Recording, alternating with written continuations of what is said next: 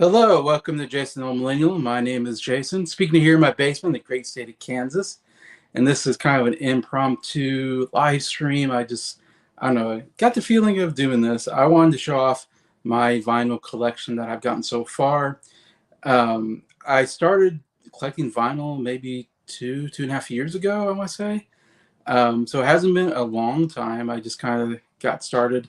Uh, because when I was younger, I had, of course, started out with cassette tapes. Was the first thing we bought as a family, and so I had some cassette tapes here and there. I used to have the Sony Walkman and everything, and then of course, around '95, I bought my first CD, which was "What's the Story? Morning Glory" by Oasis, which is now 30 years old. And so then I started getting CDs, but like I wasn't getting a lot of CDs just because I was a kid and I didn't have money. So I'd get a CD here and there, and I had a dozen or so CDs probably, and a dozen so cassette tapes. Who knows that I was still listening to?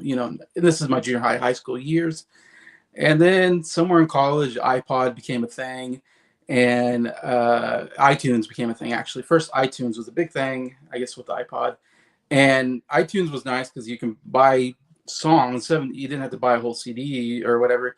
You can just buy the songs that you wanted and then burn your own CD. So I had a bunch of burnt CDs. That was my main thing. And of course, I didn't have cases. I just had one of those big things that you zipped up and you opened up and then had the CDs in the little pouches.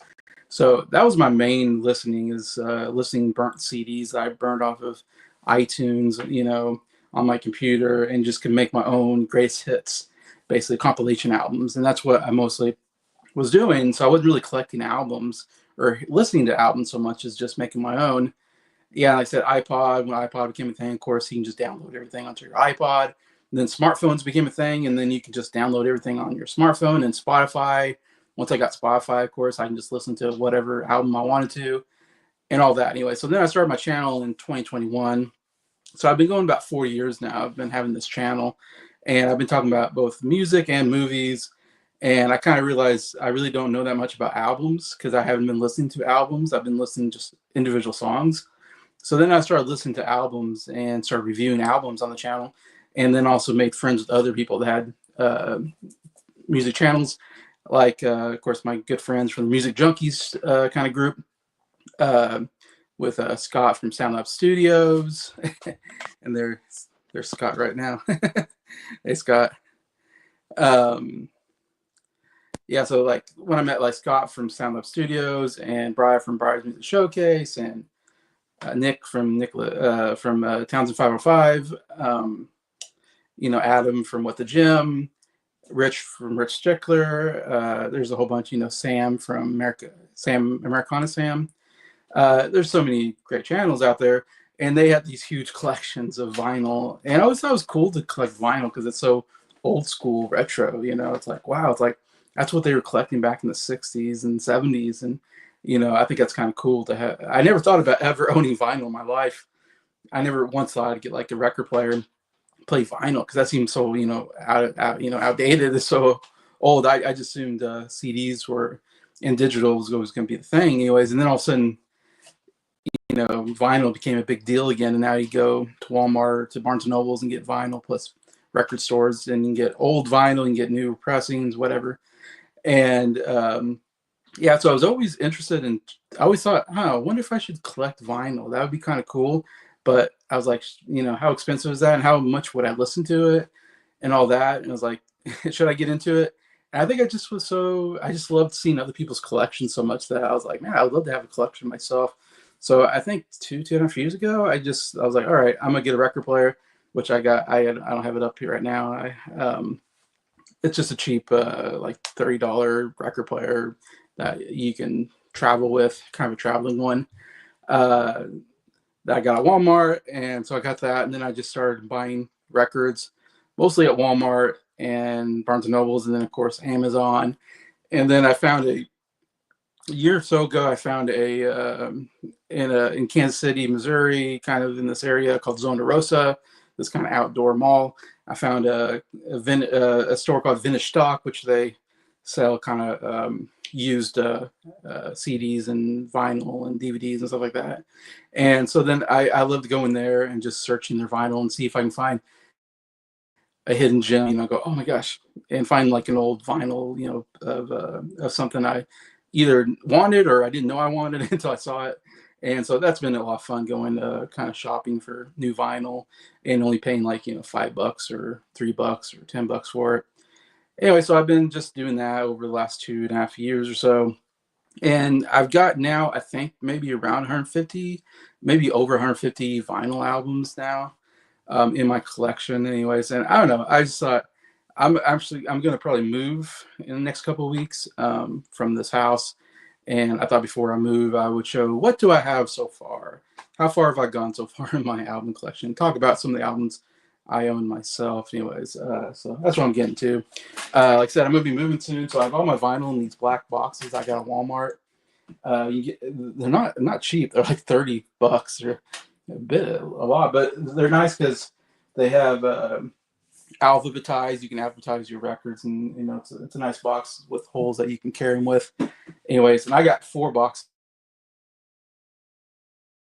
right now, and they're not all I got for different reasons.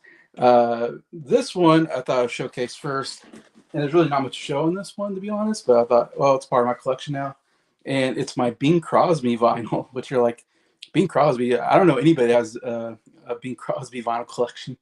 And this is due to my mom. Actually bought this for me for my birthday a couple years ago, maybe.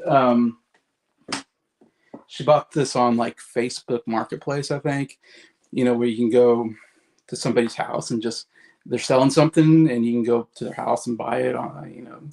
I guess you see where they live on Facebook, I guess, or something. I never done it myself, but so my mom knows I like to collect vinyl, so she saw somebody selling their Bing Crosby vinyl collection for like $50, and there's roughly about 48 vinyl in this collection. So I have about 48 albums from Bing Crosby, and this is like back in the I think 40s. Like, so this is definitely my oldest vinyl, and it's not that I'm like a huge Bing Crosby fan either. It's more my mom is a big Bing Crosby fan, and my grandpa was a big Bing Crosby fan back when he was younger.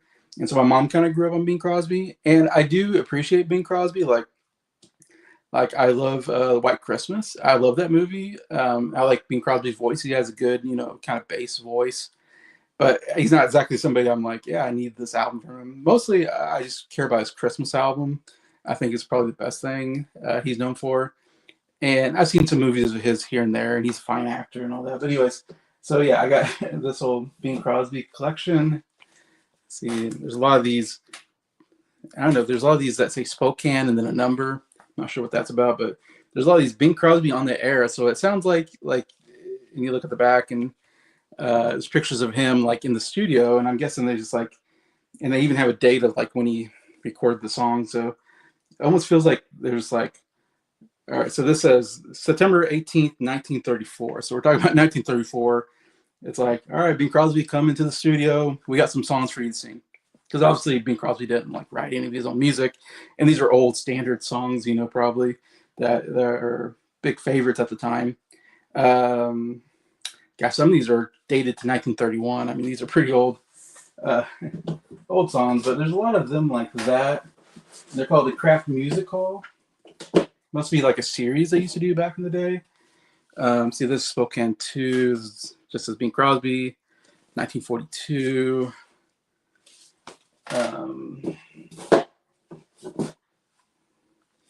Those great World War II songs.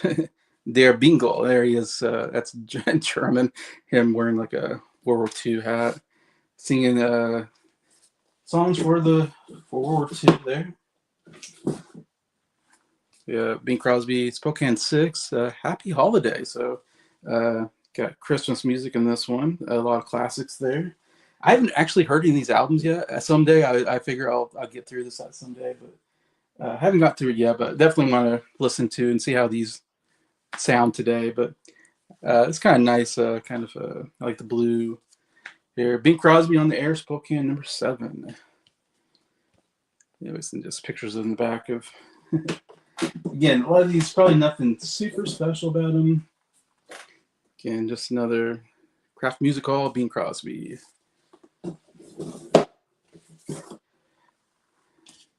This is being in the 30s, so these are just, I guess, greatest hits maybe from the 30s period. of Bing Crosby.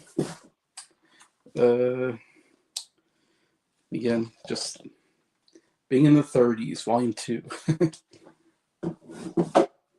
All I can say is I don't know anybody else that has these vinyl records. So this is somewhat unique to my collection. I don't know anybody that has vinyl this old in the collection. So it's kind of cool to have this and have this kind of classic vinyl here. Bing's Music Hall highlights. Another kind of just maybe greatest kind of songs of his. He has a lot of collaboration ones I've seen on some of these vinyl. Like here's Bing and Connie, so someone named Connie Boswell. So kind of a duet album. There's another Der Bingle, Volume 3, so another World War II. Let's see, Bing and the Music Made. So have some girl singer singing along with Bing Crosby there. Some songs there. Okay, this one I'm really interested in, actually. I really like to listen to, and that's Bing and Bob. Bing Crosby and Bob Hope, of course. They did a bunch of movies together. The Road 2 movies, which I've seen, they've done like 6 or 7 of those movies. Classic comedies of the 40s. Some of them are pretty funny, some of them don't work, but I actually have a lot of nostalgia for, not nostalgia maybe, but because they're old movies, but my grandpa loved these movies, and my mom does too, so I have some fond memories of watching these Road 2 movies with my mom and my grandma. I mean, my mom and my grandpa anyway, so interested in hearing some of this good, cool sounding collaboration with Bing Crosby and Bob Hope. There's another Bing in the 30s, Volume 3. And Volume 4. Volume 5. Volume 6. I try to get this in somewhat chronological order. Maybe when they came out, but Volume 7. Volume 8 looks a lot like Volume 7. Being the Voice of America, so a little Americana it looks like here. It says Der Bingle Volume 4, so that must be a series, Der Bingle, which is, I'm not sure what that means. Der is probably like the something anyways, but this has stuff like White Christmas and Easter Parade, some classics here. Your Grand Old Flag, God Bless America. I was going to say it has probably more of American flavor to it, is my guess there. This another one looks interesting, Bing and Louie. So this is Bing Crosby and Louis Armstrong collaboration. So I'm kind of interested in these collaborations. Look kind of cool. Not that it's music that I'm dying to listen to, but it's like just cool to go, wow, like this was a thing that I didn't know, and now I have it. This is Bing is back. Yes, tonight at 10, the one and only Bing Crosby comes back to the air for Philco with Bob Hope as his guest. So yeah, another collaboration looks like with Bob Hope on here. Once I listen to these, I can talk more about them and see what I think. Oh, there's an very old picture of Bing Crosby there. Bing Crosby Collection, Volume 1. So yeah, just from 20 to 32. So we're talking very old. In fact, obviously they didn't actually make records. The LPs back then. I forget what they called them. They made a different type of record back then that they then had to transfer into like the LPs that we listen to today. So even the LP that this is in isn't like the original. They had to transfer it from whatever they used back then that we don't use anymore. Again, this is Volume 2. Very old. I mean, see, very old Bing Crosby. This is Volume 3. I know, I'm sorry. These are probably not the most interesting vinyl. That's why I thought I'd get through them first. Looks kind of interesting. Bing Crosby sings the great country hits. And when we say country hits, I mean, we're talking probably long ago. Songs I'm looking at them and like Wabash Cannonball. I know that's a song that they play at K-State University. That's kind of their main song for sports. But yeah, I don't even know any of these country songs, but they got Bing Crosby singing very old country music, I guess. There's rare early recordings, so 29 to 33. on there. Curious how these sound today on vinyl. That'll be interesting once I ever get around to listening to these. Bing Crosby, a legendary performer. Interesting. Oh, so it goes out like that. Okay. Another very old looking vinyl. Bing, soft lights and sweet music.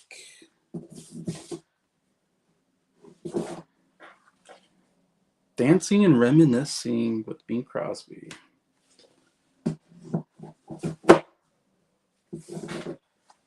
I don't know, that's just a very old picture of Bing Crosby there. Let's see, the original soundtracks from Bing Crosby's early films. So from 3031. So these are, I don't even see a song listing, but these are songs from movies that he made, evidently.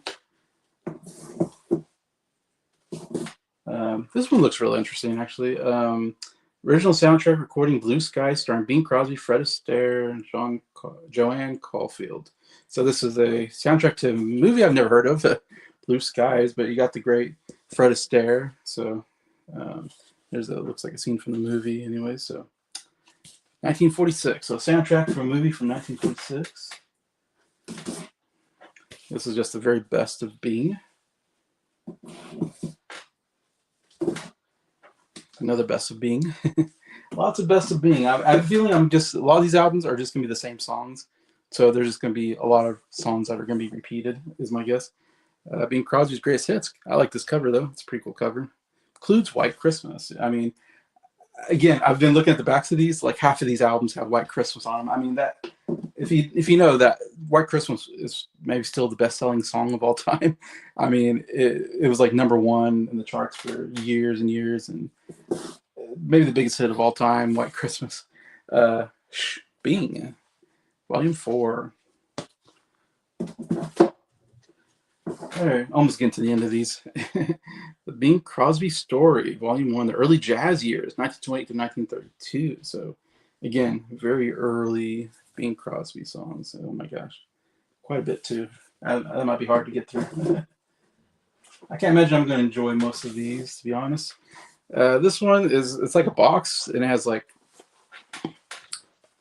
let's see, it's 4 albums in it. Bing Crosby and Friends. So this is a lot of collaboration, I guess, albums that he did. That's kind of boxed in this box set. Anyways, I got a couple of these box sets at the end here. Bing Crosby on his 50th anniversary Showbiz and Friends, another big box set of collaborations, like 4 vinyl albums. All right, the last thing I got Bing Crosby is Bing Crosby, the Crooner, the Columbia years, 28 to 34. So it's time on CBS, evidently. So you got a lot of stuff there. Lots of songs in this one. 4 record sets. So I got a lot of these 4 record boxes. Anyway, so that's about, I think, about 48 records there of Bing Crosby. Haven't heard any of them yet, so I'll be interested in getting them. Just have a, I mean, it's nice to have a piece of history that most people don't have Bing Crosby records in their collection. Oh boy. All right, let me get another box up here.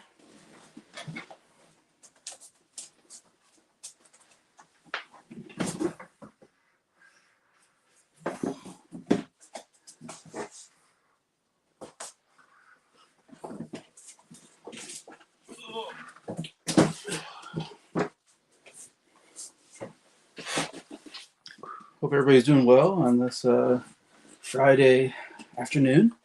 Not too bad. The weather's not too hot as it has been. But I actually went and just saw the movie Naked Gun. I'm going to do a review after this, probably at some point, and post that as well. But I don't know. I just got I've done one video a while back of my vinyl collection. I don't know. I just got the feeling like I haven't talked about my vinyl collection in a while. See what I've gotten, how far I've gotten so far in the last 2.5 years, whatever. All right, so this box is I call it the non-studio albums I own. I don't know. I decided when of course, I have so many albums I can't fit on a shelf or whatever. I got them in boxes, and some of them I have like some room down here in my my little stand here where I put my record player on. I have my CD player here as well. But I decided that I was going to separate my studio albums from what I call my non-studio albums. So this is everything that's not like I consider kind of studio album, except I do have Christmas albums, which Christmas albums are considered studio albums, I suppose. But I don't know, studio Christmas albums to me are different than a regular studio album. So I kind of put that in here. But so these albums here are, like I said, a lot of Christmas albums that I have. A lot of best of compilation albums, greatest hits albums are in here. Movie soundtracks that I might have. Um, and some novelty maybe albums. Sorry, and some stand-up comedy. I do love owning some old stand-up comedy albums, so I've got that in here too. So I've got a variety of different styled albums in this collection to go through anyway. So, all right. First, we got "Bare Naked for the Holidays" by the Bare Naked Ladies. I remember the first time my mom heard the name Bare Naked Ladies, and she thought I was like listening to like pornography or something. When I was like, when she first heard, I'm like, no, it's the name of a band. It's just their name, Mom. They're not naked. They might be naked, but there's no naked women. Okay, um, but I've they've had some hits here and there that I enjoy. I like Bare Naked. They're a Canadian band. They're not huge here in America. I don't know, but uh, I don't know if I think they still probably are together, make music. Um, but yeah, I thought this was a really great Christmas album. This was one of my favorite Christmas albums. What I like about Bare Naked Ladies is they have a lot of humor in their music, and this is such a cool Christmas album because it has a lot of good originals, along with a lot of Christmas albums. You're obviously going to hear the usual, Christmas songs that everybody sings, and these have some of those, covered, Christmas song covers, I guess. But this has some of the best original Christmas songs I've ever heard in the album, and some of them are actually quite. There's one song that's actually really funny on here too. I actually really enjoy. Um, but Green Christmas is such a great original Christmas song. It's probably my favorite song on here. It's so catchy. A song that's on the radio quite a bit is "God Rest Ye Merry Gentlemen" and / We Three Kings. That's a song that I hear every Christmas on the radio, and we have Sarah McLachlan singing with them. But I like how they take "God Rest Ye Merry Gentlemen," make it very fast, and then they go into the "We Three Kings," and Sarah McLachlan sings that part, and she has a really great voice. Oh man, I just love this. The rearrangement of the music is really good on that one as well. Elf's Lament with Michael Bublé is so funny. This is definitely the funniest song on here, which is a song about through the elf's point of view of Christmas and how they're kind of being not treated well by Santa Claus. Like Santa Claus is their boss, and they're kind of fed up with Santa Claus, and they're going on strike. So it's a very funny song. And yeah, it has a very good Christmas feel to it. But Snowman's great original here. The Footprints is a pretty good original as well. Yeah. Overall, there's a pretty long album actually, but overall, really good Christmas album. I love Christmas albums, and of course, I bought this at Barnes and Noble. So I think I bought it last Christmas when I was like going through and go, oh, this is one of those Christmas albums I've always wanted. Of course, we get a nice green, and it's kind of like a candy cane like middle there, but yeah, I don't know if you can see. I like this kind of a cool green, Christmas. I love colored vinyl, so that's really cool. But yeah, Bare Naked for the holidays.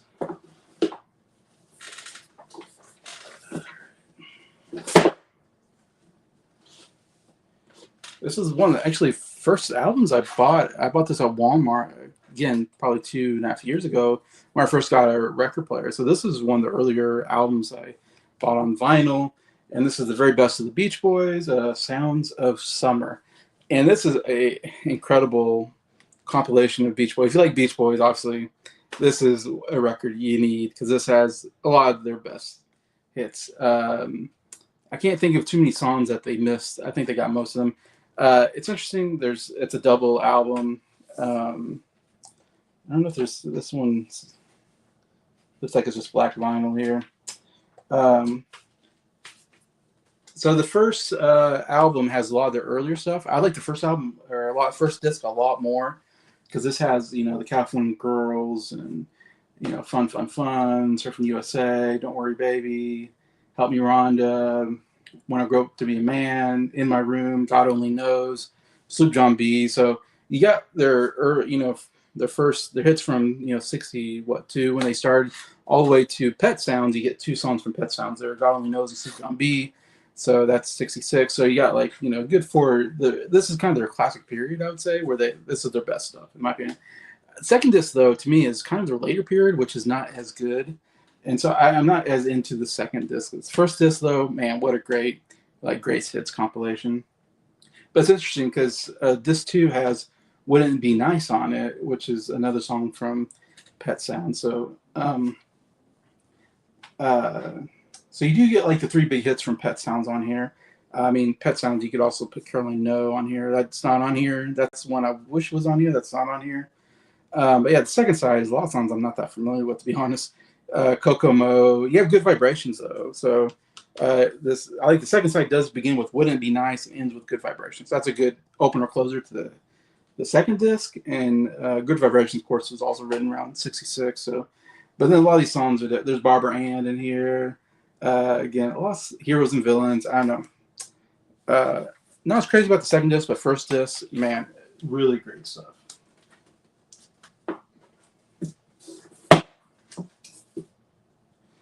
This is The Edge of Shelley Berman. This is a stand-up comedy album. This guy, Shelley Berman, is the stand-up here. This is like his probably most famous album. Seems like I've seen this a lot of times actually at record stores and at the vintage stock. I see a lot of these. But my sister actually bought this for me for like my birthday a couple years ago because I was starting to collect stand-up comedy albums. And I've been trying to get albums from like the 60s, 70s period. I kind of enjoy getting some from that period of time, especially 60s. It's kind of interesting because they're very clean comedy. I'm not into, real dirty comedians. I like clean comedy. And so 60s is real good for clean comedy. And this is definitely one. I'm not a huge fan of this. I've only heard it one time. And it's like side one, it has like maybe one stand-up. He does more bits where he's like doing a scene. It's instead of just hitting you with joke, he like does kind of like the whole like just so it does a whole I don't know. Like the funny one to me is like him talking to his daughter about going on a date. And that's maybe the funniest bit in the whole album is him talking to his daughter about her going on a date. There's some funniness in there, and so a lot of his comedy is that it's him pretending. It's almost like him doing a scene like with other people, but he's the only one there. If that makes sense. Side two though is like him just doing crowd work, and it's not that funny. It doesn't work that well. So I don't know. I've never heard of Shelley Berman. I guess he was somewhat famous in the 60s period. I haven't bought any of his other stuff. I probably won't just based on this album. All right, I got The Big Chill. This is songs from the original soundtrack. Really good movie from the 80s period. Very underrated, I feel like. I think it did get nominated for Best Picture. It has an incredible cast, though. It has, let's see, it says here. But it's Lawrence Kasdan's, I think the writer-director who wrote, some of the Star Wars movies. But you got Tom Berenger, Glenn Close, Jeff Goldblum, William Hurt, Kevin Kline, Mary Kay Place, Meg Tilly, and Joe Beth Williams. So, I mean, really great cast. And there's a lot of music in the movie. And so this is actual, and the movie, of course, some movies have more of a song score to it. Some have, songs that they, and this has songs, from, I want to say 60s, 70s period. And it's some really good songs on here, though. Just I can tell you what's on here. Bad Moon Rising, Wouldn't It Be Nice? It's the Same Old Song. When a Man Loves a Woman, Dancing in the Street, What's Going On? That's side one. Side two, In the Midnight Hour by the Rascals. I don't know if the Rascals usually do that song, but Quicksilver Girl, I'm not real familiar with. Give Me Some Lovin', To Me Fish in the Sea, and The Wait. So I don't know. This is not a must. This is one I bought at vintage stock, for not a lot of money. I don't know. I just saw it and it was like, there's some good music here. I like the movie, so I thought it'd be fun to buy the soundtrack. Again, these are all great songs that you can buy the albums or listen on Spotify. So it's like it's not a must get album, but it's just one I bought on a whim. Here's the only James Bond soundtrack I've gotten so far. I really would love to get more James Bond on vinyl. That's kind of a goal of mine.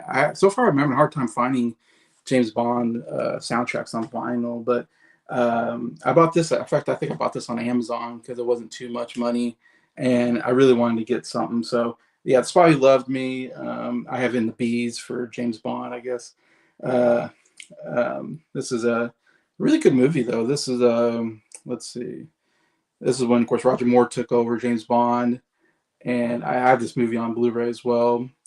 I believe you have Ringo's wife is the female here, who's Barbara Bach, who's still married to Ringo, I believe, to this day. And what I love is he introduced Jaws, played by Howard Keel. Is it not Howard Keel? I can't remember his name, but Jaws is my favorite henchman in James Bond. But anyways, good movie. The soundtrack itself is not great, I would say, except for it's got my favorite James Bond song on it, and that's why I wanted it.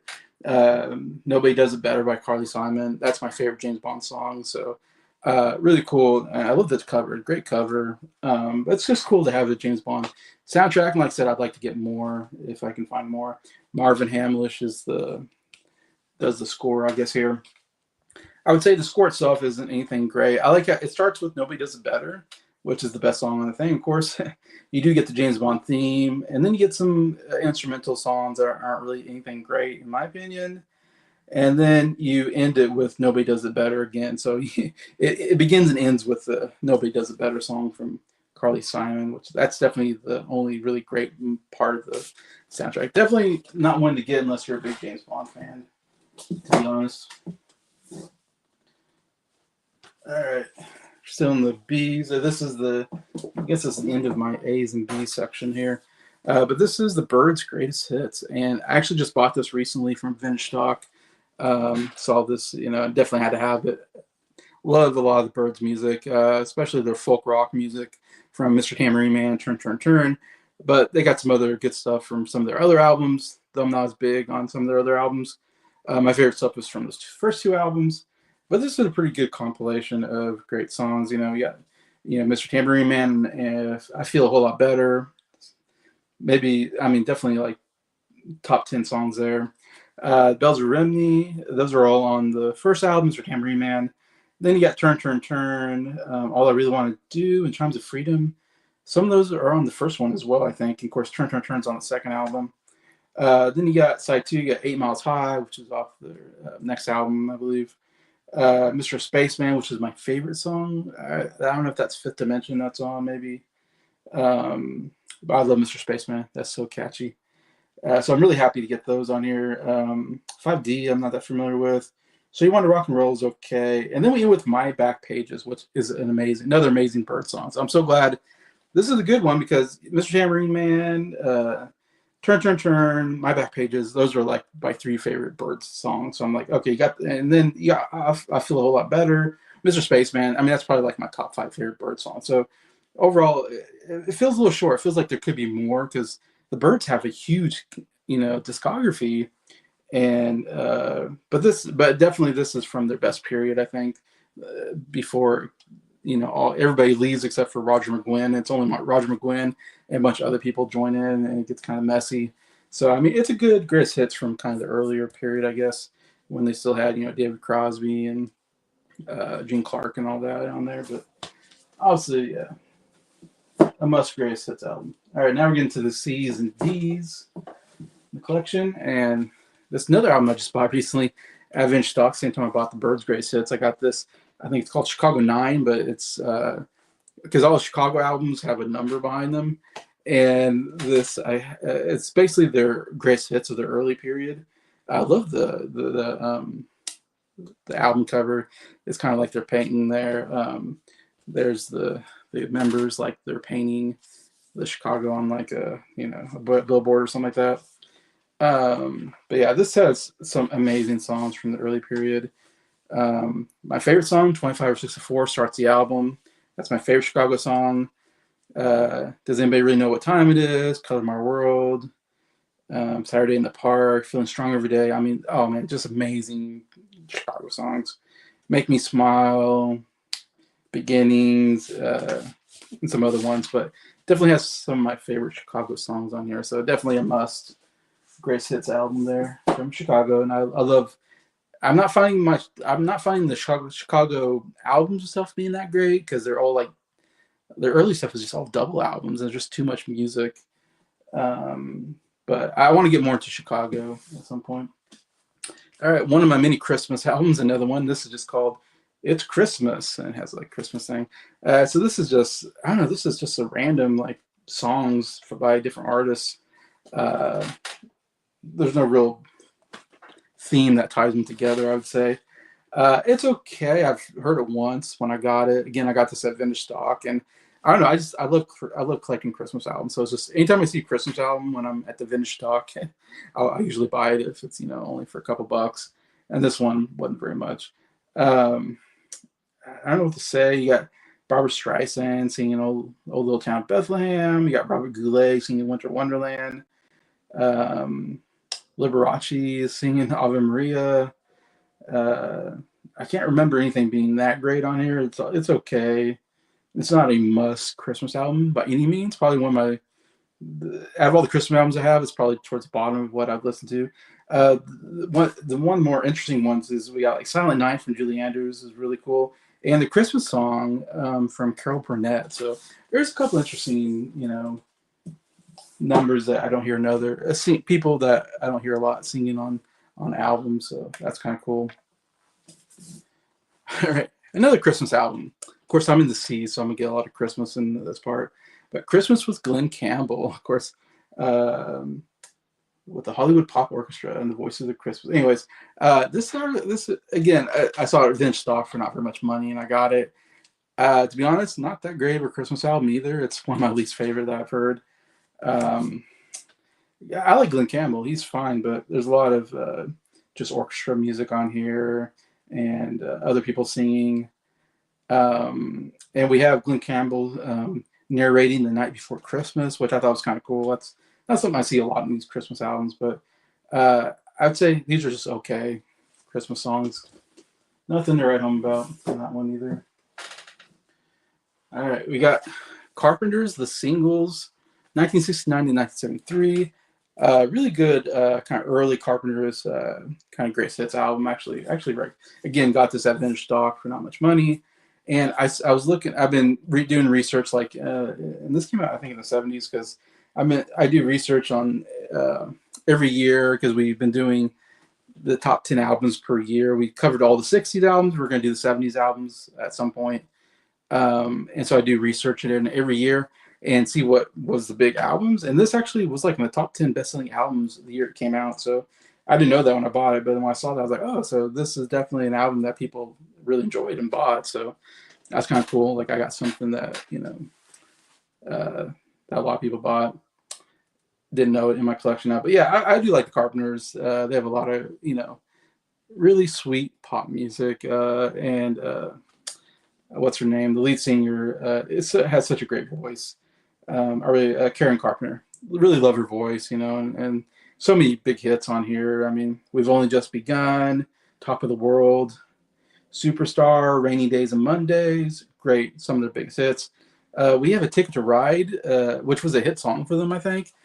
But it's such a weird version of, it's a great rock song from the Beatles, but the Carpenters, it's like, it doesn't work as well for me, but interesting cover. Those are some of the bigger ones. Sightsee, They Long to Be Close to You is on here. So yeah, some really good songs. I thought really good. I really enjoyed this actually. Good compilation album from them. This is actually one of my favorite Christmas albums. This is like a top maybe 3, top 5 for sure Christmas album for me. But this is Kelly Clarkson's "Wrapped in Red," and what a great album cover. Kelly Clarkson there. I love the back cover too. This is another one of those. I mean, Kelly Clarkson is one of my favorite singers, pure singers. Like I haven't really heard any of her albums. Oh, I've heard a couple of her albums, but it's been a while. I definitely want to hear some of her albums because I think she has one of the best voices I've ever heard. What a great singer! And there's nothing better than having a great singer sing Christmas songs. Christmas songs are so good for really great female singers, I feel like. And I have a lot of female singers singing Christmas songs in my collection. Yeah, and this has two really great originals. Wrapped in Red, the name of the album. Man, that song is so good. She really belted out great. And Underneath the Tree is those two songs are amazing. Some of my favorite Christmas songs now. But then just a bunch of classics, you know. Um, yeah, Every Christmas is great. You know, Have Yourself a Little Merry Christmas. Um, White Christmas is on here, and then we end with Silent Night with Reba McEntire and Trisha Yearwood. So kind of a cool ender. You know, those three are two country legends and Kelly Clarkson. So yeah, really great. If you like Christmas albums, I can't recommend this enough. One of my favorite. And of course, I bought this. Actually, I bought this on Amazon, if I remember right, a couple years ago. And of course, we get a great Christmas red. Love that. Really nice candy red vinyl. Love that.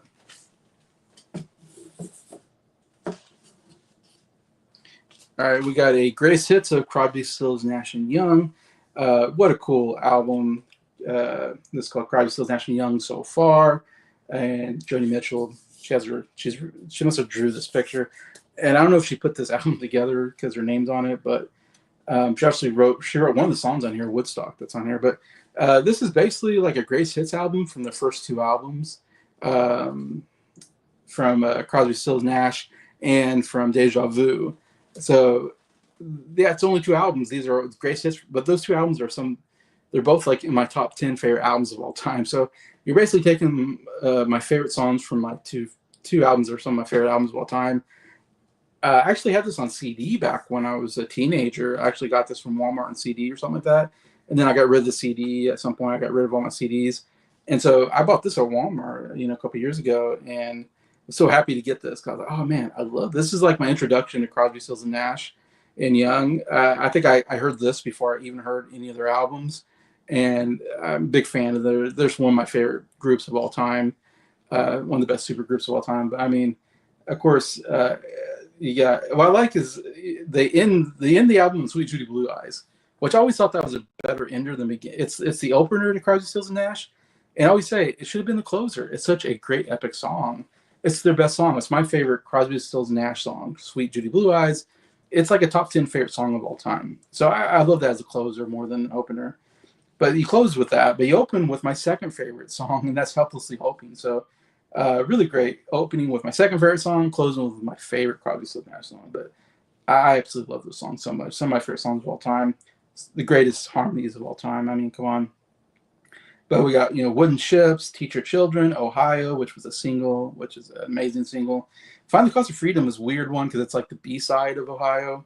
It's not one I've ever heard of, but it's really good. Some great harmonies on that one. We got Woodstock, of course, written by Joni Mitchell. We got Our House, Helpless, Guinevere, and of course, Sweet Judy Blue Eyes. So, man, amazing greatest hits album. One of the greatest of all time. I believe this is a colored disc. It's basically white or clear, so it doesn't show up very much, but it's kind of a clear album there. All right. This is my favorite Christmas album of all time. Celine, These Are Special Times. Celine Dion, in my opinion, is the greatest female singer of all time. She has such an amazing voice. I love her greatest hits. Her albums themselves, I don't think are particularly that great.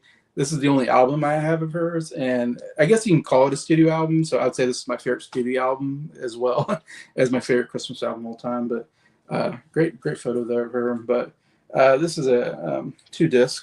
I bought this too on Amazon because I had to have this because I bought this a couple years ago during Christmas time because I was like, I have to have this album. It is so amazing. I've heard it many times now. Can't get enough of this album. It begins with Oh Holy Night, which is the greatest version of Oh Holy Night I've ever heard in my life. That and Josh Groban, oh my gosh, is amazing. When she hits that big note at the end, oh my gosh. It's one of the best notes of all time. So man, it begins with Oh Holy Night, probably one of my favorite Christmas songs. Her version is one of my favorite. But what I like is they have some great originals on here. Like I said, I love Christmas albums that have good covers but great originals. And Another Year Has Gone By, what a great song! It's all just about the year is over because it's Christmas time. It's also the end of the year, and saying, the year's gone by and we're still together. Kind of, I don't know. It's a great song. But there's so much good stuff on here. I mean, Ave Maria, Christmas song, Don't Save It All for Christmas. The Prayer is on here with Andre Bocelli, whatever you name it, the Italian opera singer. Let's see. These Are Special Times. The title song is great as well. Another great original Christmas song that I love. Happy Christmas, War is Over. Really good version. My second favorite version. My favorite, of course, is the John Lennon version. But this is probably my second favorite version of that song, and I love that song. It's so good. Yeah, but yeah, it's a great Christmas album. Definitely a must if you like Christmas music. All right, I'm in the C's and D's. I don't think any C's really, or here's a D one, I guess. And this is the Drifters 16 Greatest Hits. So, yeah, Drifters. I think they have a couple pretty good albums. I think I heard some of their albums from the '60s period that are pretty decent, but they're definitely one of those bands that I definitely wanted at greatest hits. And this is one I got from Vintage Stock for not a lot of money. I mean, you get 16 great hits from them. One of the best, Motown groups of the '60s. I really like some of their big stuff. I like a lot of those Motown groups like them. Let's see. Save the Last Dance for Me. What a great song.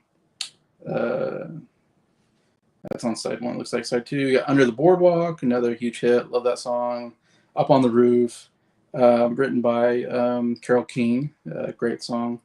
On Broadway, great song. Yeah, there's a White Christmas on here. Anyway, so that's some of their biggest hits. So, yeah, really cool. I have a couple of Motown groups that just have the greatest hits like that, which is good for me. I probably won't. I don't know if I'll buy any of their albums. Greatest hits are pretty good. But now we get into the E's and F's here. I'm going to take a drink.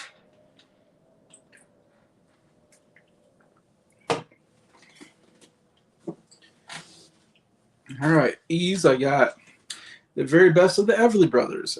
Yeah, I love the Everly Brothers. Big hits from the 50s into the early 60s time period. I mean, one of the most influential, outside of Simon Garfunkel, I mean, the most influential duo of all time. I mean, a lot of bands, started by trying to be like the Everly Brothers. I mean, even like the Byrds. Before the Byrds, it was like McGuire and McGuinn. It was like McGuinn and Gene Clark were trying to be like the Everly Brothers, and they were a duo until they kind of formed their own band.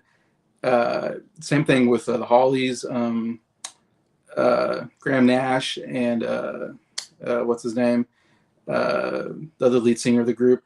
They started out as a duo, again, wanting to be the Everly Brothers. So, yeah, you can't say enough about how influential they are into, I would say, folk music, folk rock music, that kind of stuff. I mean, but yeah, this got some of their best hits on it. Definitely a must. I think this is some of the greatest songs from that period. I mean, Bye Bye Love, Till I Kissed You, Wake Up Little Susie. Oh my gosh, Wake Up Little Susie. That guitar, bump a bump bump. Great guitar playing on that. All I Have to Do Is Dream, great ballad. Kathy's Clown is my favorite Everly Brothers song, and it's my favorite song from 1960, I think it came out, and it was their biggest hit as well, and it was an original that they, and that comes from their, I forget, it was an album that was in my top 10 albums of that year. I'm forgetting the name of the album. Let's see, that's mostly the ones I know, but anyways, some of their biggest hits are really great stuff. So Everly Brothers, glad to have that in my collection again. Bought it at Vintage Stock. Vintage Stock is a good place to find these old best of albums, I feel like. So that's E's and F's, and now I'm in the G's and H's. This is another one I bought at Vintage Stock, which is kind of a cool compilation album. The Best of George Harrison, which I never heard of before, but I saw that it was a fairly popular album when it came out. I think it did fairly well. It's an interesting album because it's a greatest hits. That side one is Beatles songs. Side two are songs from his solo career, but obviously not his whole solo career. Just, you could do, I'm sure there's a George Harrison greatest hits from their solo career that you can make a whole greatest hits just from his solo career. So it's interesting. That's half Beatles, half solo. Uh, Actually, a really great album because it has actually my favorite Beatles songs from George Harrison on here. So it's like, man, if you want to, this is good. Just if you're a big Beatles fan and you just want to hear George Harrison's greatest stuff. I mean, it's pretty much on here. I mean, Something is my favorite George Harrison song. It's on here. If I Need Someone, I love that song from Rubber Soul. Then Here Comes the Sun, also on Abbey Road's Along with Something, and it's a top 10 song for me. Taxman, great opener to Revolver, one of the best rock songs the Beatles ever did. Think for Yourself, really good song from, I believe, Rubber Soul as well. For You Blue is a decent song. I like that from Let It Be, I believe. And then While My Guitar Gently Weeps, another top 10 all-time Beatles song from the White Album. So, I mean, yeah, those are, the only thing that's missing is probably I Need You from Help. I would have loved to have on here because I love that song. But everything else, though, those are some great Beatle George Harrison songs. Side two, you got My Sweet Lord, which is my favorite George Harrison solo song. You got Give Me Love, Give Me Peace on Earth, another great song. You is good. Bangladesh, I don't know so well. Dark Horse, and then What Is Life is another great song. So it lacks in his solo. There's some more great solo stuff that could have been on here. But as far as like his Beatles stuff, I love the side ones. It's really great. All right, so this I'm gonna preface to say this is the worst album I have on vinyl, I think by far. I bought this on a whim and then listened to it, and I was like, this album's horrible. Why did I get this album? It's such a I don't know why. I was like, oh, this might be fun. But it's Original Stars, 24 original hits, I Funky You album, Goofy Greats, as advertised on TV, radio, and KTEL, whatever. These are basically just a lot of novelty songs from back in the day, 60s, 70s period, maybe just 60s. But yeah, it's called Goofy Greats. They're supposed to be funny songs from that period, but I found a lot of these songs are just not funny. They're just really annoying. And I was like, but I bought it because there's a couple of songs I really like on here that I thought, oh, that'd be cool to have this on vinyl. And there's a lot of songs I wasn't that familiar with. And yeah, this is a lot of really bad songs. But like you got Snoopy versus Red Baron from Royal Guardsmen. That's one of the songs I like. So I was like, oh, I like that song. I actually really like the Christmas version is the song I really like. This is not the Christmas version, so it's not my favorite version of this song, to be honest. But still, it's one of the better songs on here. It's a Bitsy Teeny Winny Yellow Polka Dot Bikini. Terrible song. Bread and Butter. It's okay, I guess. Some of these I don't know. Rockin' Robin is on here. That's a great song by Bobby Day. I don't know why that's on here. It's actually really good. Alley Oop, not very good. Some of these I don't remember. Yummy Yummy Yummy is terrible. We have The Line Sleeps Tonight, Friday the Tokens, another great song. So there are some great songs on here.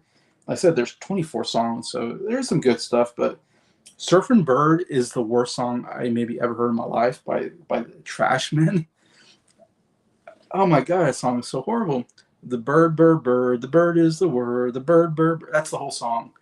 It is the most annoying song ever made. And when I got to that song in this album, I was like, oh my gosh, I wish I didn't buy this album. So bad.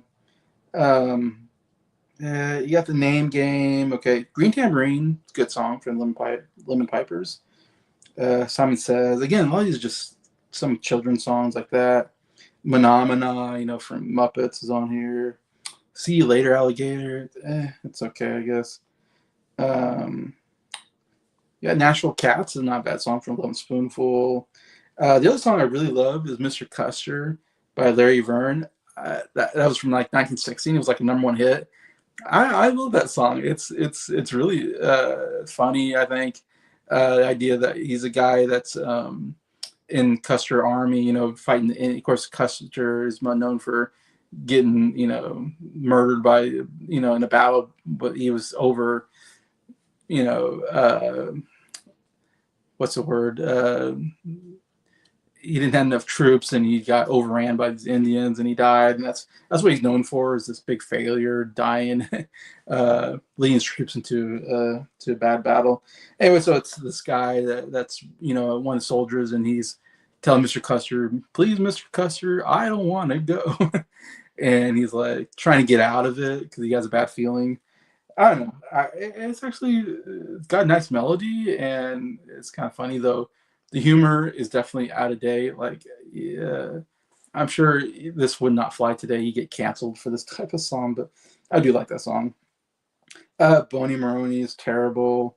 1, 2, 3. I don't know. It's a lot of really terrible stuff. There's some good stuff in there, but man, there's some really annoying songs on this album. Whatever. It's in my collection. All right, then I'm gonna I guess the last song from the H's is "How the West Was Won" soundtrack, the original soundtrack. I don't know why I bought this, except that it's a decent movie. It's a very epic movie. It's like a 3 hour movie that takes over like a couple of generations. It has probably the greatest cast of all time. I don't know if this will even have who's on here. Um, if it did, I mean, there's like you have like I know Jimmy Stewart, I think is in here. I think even uh, Robert, not Robert, Henry Fonda, I think has a part in here. Uh, Gosh, I can't think of who's on here, but there's a lot of like big stars that are in this movie. It's a big epic. So I guess I thought I got it because I was like, oh, it has a kind of epic score to it. I like soundtrack music, so I got it. Um, I've heard it once. It's a decent soundtrack. All right, no I's or J's. Now we go to the K's and L's. Here we got Merry Christmas, Brenda Lee. Brenda Lee, she was very famous back in the, I think, 50s, maybe early 60s period. I listened to some of her albums and I thought they're pretty bad. I'm not that big fan of hers, except I got this because she does have some good Christmas stuff. I mean, Rocking Around the Christmas Tree is a great song that I think her version is one of the best versions of it. I think that's why I got it because I was like, oh, it has Rocking Around. I love her Rocking Around the Christmas Tree, but uh, Jingle Bell Rock is great as well. Santa Claus is Coming to Town. It's some decent stuff here. Frosty Snowman, Winter Wonderland. Some classics. And if you don't know, she's like 4'9" or something. She's like super short, and she's very young in the 50s. Uh, they are very Bret Hart. You're right. Yeah, they're very Bret. I was thinking that. I was just watching Bret Hart against the British Bulldog at SummerSlam the other day. Yeah, and he takes off his glasses and puts it on a kid. And I was watching that yesterday. I thought, oh, that reminds me of these glasses. They kind of have that Bret Hart feel to them. I love them. I love the look of them. Hey, Mike, glad to see you. It's going through my vinyl collection. But yeah, it's an okay Christmas album. This is an album I actually bought recently as well. 22 hits from the incomparable Lovin' Spoonful. So kind of a Lovin' Spoonful greatest hits. I love the Lovin' Spoonful. Their first two albums, Do You Believe in Magic and Daydream, both really, Daydream especially is a really great album. But Do You Believe in Magic is a good album as well. I need to get those on vinyl or on CD at some point. I think it's the only thing I have from Lovin' Spoonful at the moment. I've listened to all their albums. The first two definitely their bigger ones. The third album has "Summer in the City" is like their big song. I think it's not great other than that. But then one of their later albums, and I don't think they have too many albums, but there was one album I thought was actually not too bad. It was actually I was surprised that it was actually not terrible. But yeah, so this if you like Lovin' Spoonful, this got all your big stuff. "Summer in the City." You Didn't Have to Be So Nice, my favorite Lovin' Spoonful song. Do You Believe in Magic? Amazing. Daydream. That's on the first disc. It's 2 disc greatest hits album. Second disc, you got Did You Ever Have to Make Up Your Mind? It's great. Didn't Want to Have to Do It. Natural Cats is good. Jug Band Music, I love that song. It's kind of good. Some of the songs can be kind of goofy, but very fun. Then Darling Be Home Soon. What a great song to close out the album. But yeah, pretty cool. Greatest hits album from them. All right, now we get to the M's and N's. This is more great moments from the movies. So this is again orchestra like score music from some classics. Anyway, so again, I love movie scores. So uh, this is kind of so that's why I got this again at Vince Stock for, I think it looks like $2 or something like that. This is Goodwill. Did I get this at Goodwill? Maybe I did get some from Goodwill, so I might have got this from Goodwill. You got like Lawrence of Arabia, Born Free, Laura Scene from Dr. Zhivago. There's some good stuff there. Um, yeah, Bridge on the River Kwai, High Noon, Sound of Music, um, Chim Chimchery from Mary Poppins. Love is Many Splintered Thing. Yeah, so there's some decent stuff there. I wouldn't say it's like the greatest. It's not a lot of songs really. I wouldn't say it's like the greatest compilation of movie scores. I think I have some others coming up in my collection, but I don't know if I'll listen to that too many times. But speaking of, I got another one here. Basically, this is Henry Mancini. Mancini conducts the London Symphony Orchestra. So this is another one where it's just a bunch of orchestra music from movies, kind of famous. And Henry Mancini, one of the greatest like orchestra conductors. In fact, he won a Grammy. I think he won the very first Grammy for Album of the Year for his music from the TV show Peter Dunn. So he's a Grammy Award winner. But yeah, and great score. Great scores himself. So pretty good person to have conducting all these great scores. But yeah, looks like I got Romeo and Juliet, The Godfather, love that. The Godfather theme, so good. Do love that. Let's see. There's a lot of stuff I'm not that familiar with, actually. Like they kind of do it in different genres. Like they got the disaster genre, they got Earthquake and Towering Inferno and Jaws. So that's kind of cool. There's some good stuff there. And then you got Love Story is a really great one as well. Anyways, it's okay. There's some good stuff here. Some stuff I don't care for. But it's hard. When it comes to movie scores, they're kind of hit and miss. Here's another Henry Mancini. Like I said, I do like Henry Mancini as a conductor and one of the greatest score writers, actually. But this is Academy Award song. So, of course, if you know me, I love the Oscars. I'm a big fan of watching the Academy Awards and the Oscars. So when I saw this at Vintage Talk, I was like, yeah, I have to have it. So there's 31 Oscar winners, so 31 Oscar-winning songs in here. Very old songs, though, but there's some good stuff in here. If I remember right, I'm trying to think. Let's see. If I remember right, the only problem with this is like they have the songs, but they're not the songs from the movie. They basically get a chorus of people. They have their own singers that they brought in to sing these famous songs. So when and then Henry Mancini must be doing like the conducting the orchestra for him, whatever. But the only problem is when you hear the, if I remember right, because I heard this album when I got it, and it's like you hear the singers sing it, and they don't sound like the singers from the movie. So it's a little misadvertisement. It felt like when I listened to it, I'm like, this doesn't sound right. It's not the music from the movie. I want to hear the people from the movie singing it. Because you got stuff like Moon River, I like on Atchison, Topeka, and Santa Fe, which Topeka is in Atchison or Kansas. It's a decent movie too with Julie Garland. Gigi, which is an Oscar-winning movie most people don't know about. Whatever Will Be. Sera Sera, which is a Doris Day song from a Hitchcock movie, actually. The Man Who Knew Too Much. Good movie with Jimmy Stewart, actually. We got White Christmas on here. Again, these are songs that won Oscars, which you might not know, but Baby It's Cold Outside won the Oscar for Best Song. Interesting.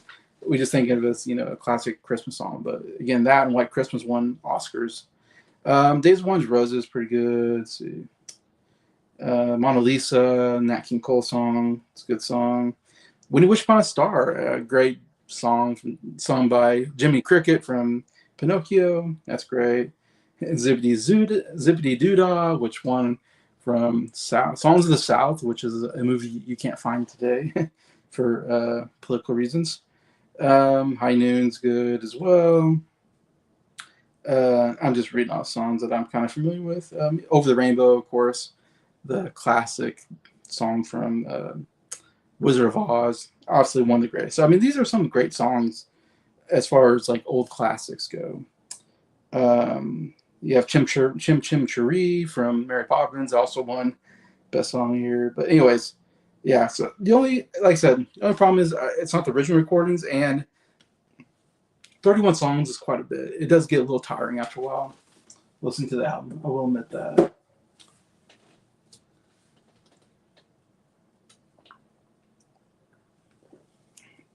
All right. Now I got a couple. I've got a few Steve Martin albums. Again, this is part of my stand-up comedy albums I really love getting. I find I'm really loving these Steve Martin albums from the '70s period. I guess it would be. Yeah, really funny stuff. And that shouldn't be a surprise. He's one of the most famous stand-up comedians of all time. So that's nothing new. Everybody growing up in the '70s, like listened to these albums, and almost any stand-up comedian or sketch comedy or any kind of comedic actor will probably say, I grew up listening to Steve Martin records. So it's so cool to find these and get them in my collection. And I've listened to maybe once so far, but really good stuff. This course is Steve Martin, Let's Get Small. He kind of goofy. He like doing the Blue Numb. He used to do the arrow that looks like the arrow's going through your head. That was kind of what he's famous for. Yeah, I'm not gonna remember all the stuff on here, or which ones I like the most. But I don't know if I can say which one's my favorite, because they all kind of run together. Here, I still got the price sticker on here. It's about $4. But this is "Comedy Is Not Pretty" by Steve Martin.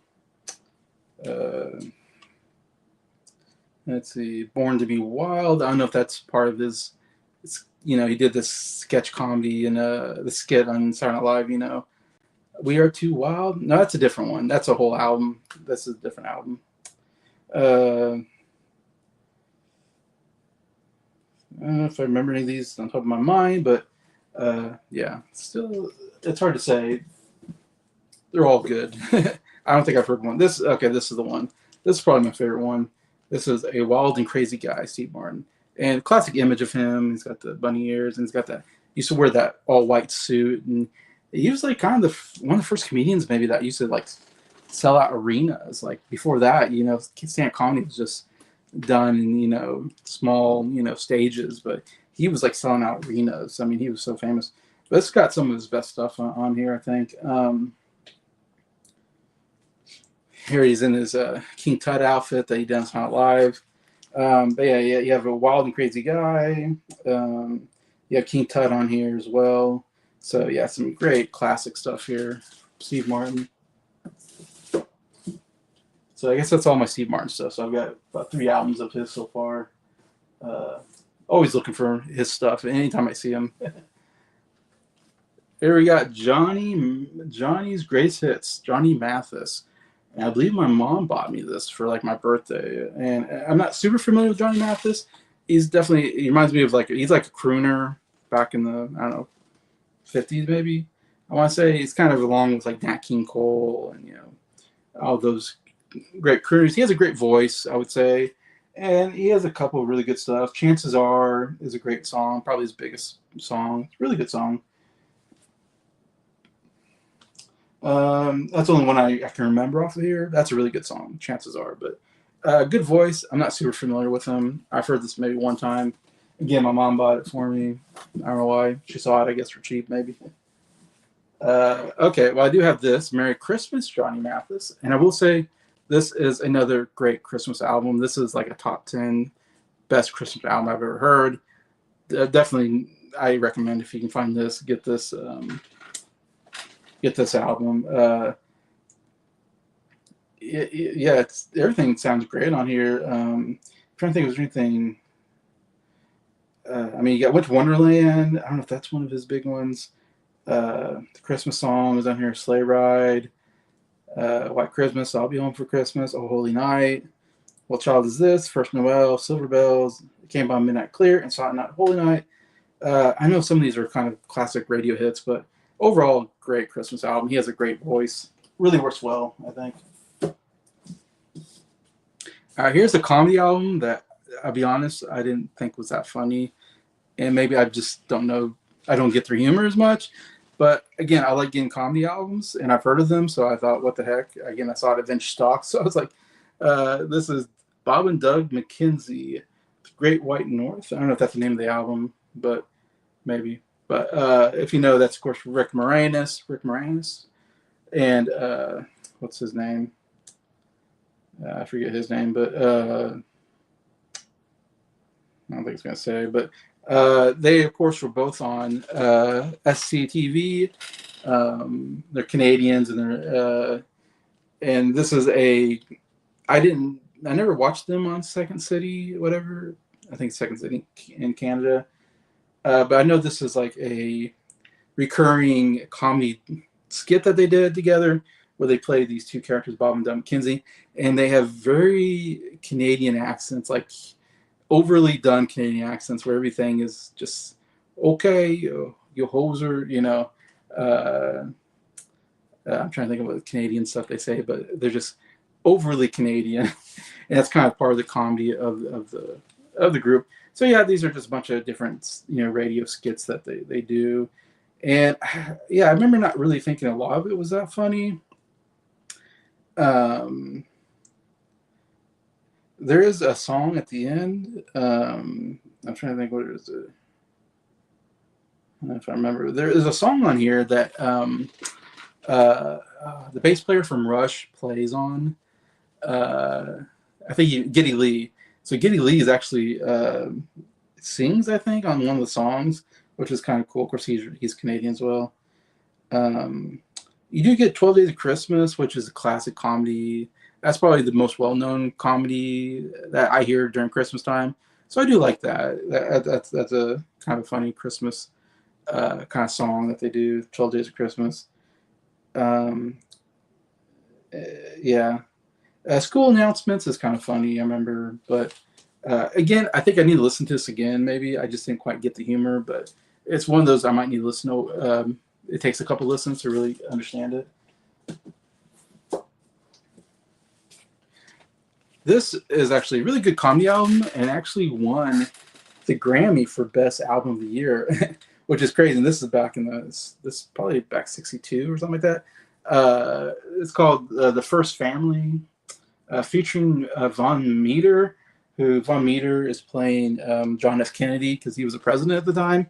So this is done, of course, right before he got assassinated in 63. So I think this came out in 62 or something like that.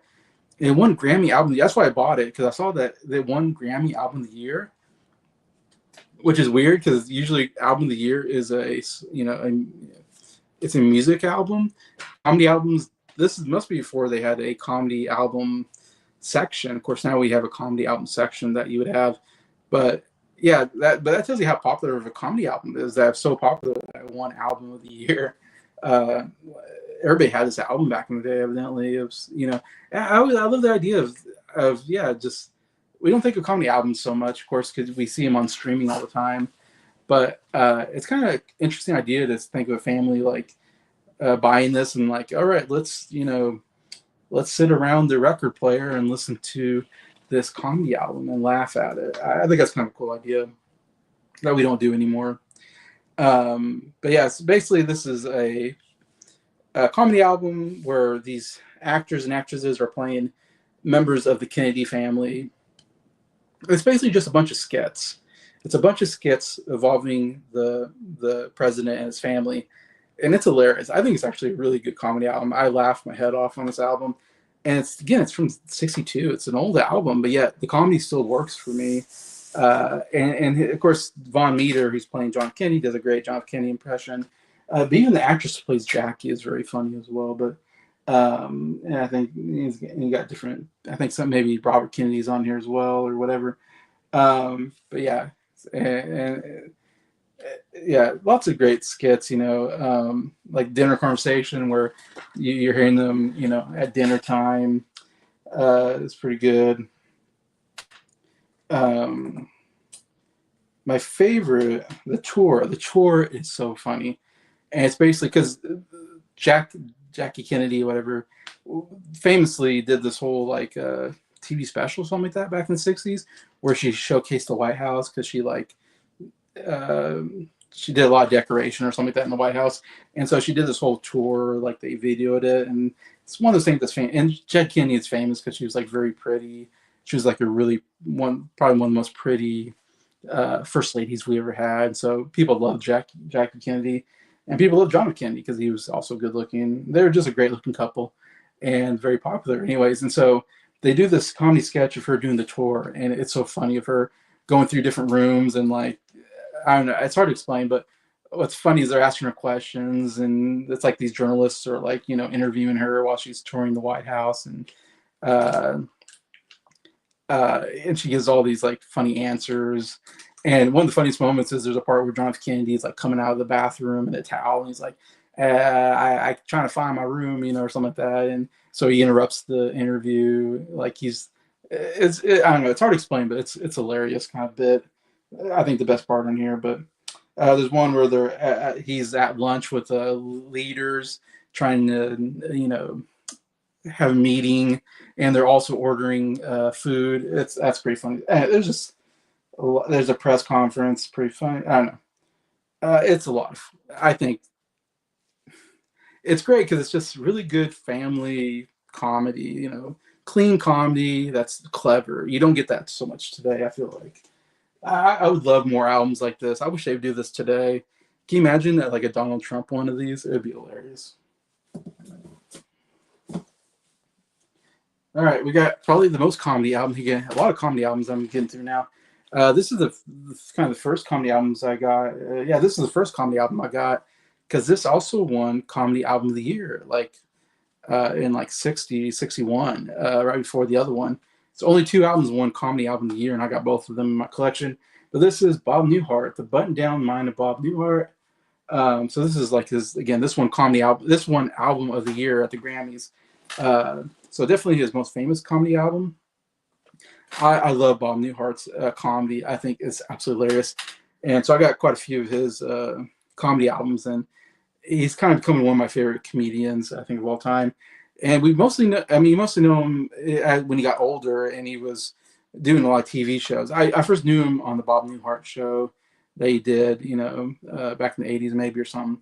And so I kind of grew up watching him on TV and didn't really listen to stand-up comedy.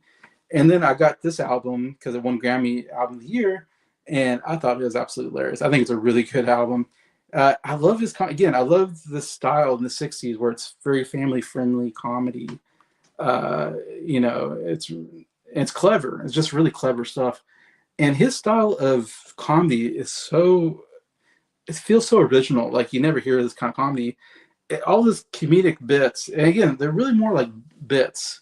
They're like skits. He does like these little skits, and they're all basically him playing a character where he's talking to other characters and he's responding to other characters, but they're not there because it's only him. And so he just kind of puts himself into a scene and does a scene by himself while he's talking to. Sometimes he's on the phone talking to somebody or whatever. And I don't know how he finds so much comedy in just we don't hear the other side of the conversation. We only hear his side, but yet based on his reactions, we kind of understand what the other people are saying, from what he's saying. And I don't know, something just very brilliant about that style of comedy that for me, it works. I don't know if it works for everybody, but for me, it works so well. But yeah, this is great. Like Abe Lincoln versus Madison Avenue. That is the speechwriter for Abe Lincoln talking to him before he does his Gettysburg address. Very funny, talking about like, he's like, Abe, I see you want to start with a joke. I don't know if that really works. I don't know. There's like bits like that in there. It's really funny. The cruise of the USS Codfish is very funny because it's the captain of this like submarine, and he's talking to his crew over like the over thing, and the name of the boat is USS Codfish, and he's one of the funniest bits is if anybody finds my door, can you bring it back? Like they stole his door, and there's a lot of funny stuff through that. The driving instructor is a classic, probably one of his most famous bits, where he's a student driver and he's like, you normally wouldn't go the wrong way on this street, but So you just hear that this driver is doing all the wrong things. Anyways, but yeah, those are some of the best bits on here. But I just had to talk about them. I really love Bob Newhart. This is Bob Newhart Faces. Bob Newhart Faces. Bob Newhart. Another one of his albums. Again, some good stuff. The Man Who Looked Like Hitler. Pretty good.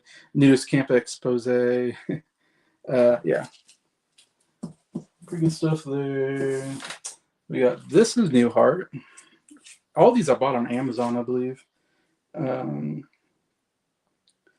Topless Club's pretty funny on here. Don't remember all of these, but these are all pretty good stuff. I know my sister bought me this one, The Best of Newhart. So this is just some of his best bits. Really good stuff. Good one to get into if you just want to get into Bob Newhart. That's all my Bob Newhart stuff. But anyways, I love Bob Newhart. Definitely, anytime I see his stuff, I want to get. Just like Steve Martin. Him and Steve Martin are like my two favorite comedians now as far as getting vinyl records. This I bought at Goodwill. So the other ones I bought at Goodwill. I say Goodwill on them now. I see they're only like $2. This is the Oklahoma full soundtrack. Yeah, it's not one of my favorite musicals, but it's a classic, and it's only $2. So I got it at Goodwill. You know, which is Roger Hammerstein, whatever, most classic. I'm a big fan of musicals, so that's another genre I'll get a lot of is musicals. I lost my place. Let's see. I think this is Last of the O's. Last of the O's and the P's. Let's see.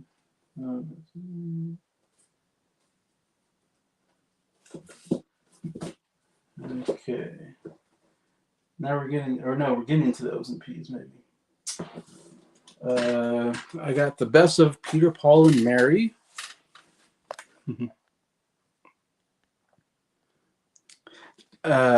Yeah, I'm into my non-studio albums. Basically, all the stuff that's not, the compilations and the Christmas albums and the comedy albums. Yeah, I'm going through those. I still got the studio albums to go through as well. But yeah, this is The Best of Peter, Paul, and Mary. 10 years together. So yeah, Peter, Paul, and Mary. Obviously some great, again, kind of folk music of their days. I can't say I'm like the biggest fan of them, but I mean, again, I think I saw this at Vintage Stock and like, yeah, might as well. I love getting a good greatest hits album sometimes. Like I probably never get an album from them, but this is good enough because it has the best stuff. Like Blowing in the Wind, obviously, Bob Dylan song on here. Leaving on a Jet Plane, great John Denver song. Puff the Magic Dragons, probably my favorite song from them. I've always loved that song. Don't Think Twice, It's All Right. Another Bob Dylan on here, looks like. If I Had a Hammer is a big one for them. So yeah, some good folk music there. This is I bought this one recently at Vintage Stock, and this is Timepiece, The Rascals' Greatest Hits. I actually heard this just recently. I was listening to this.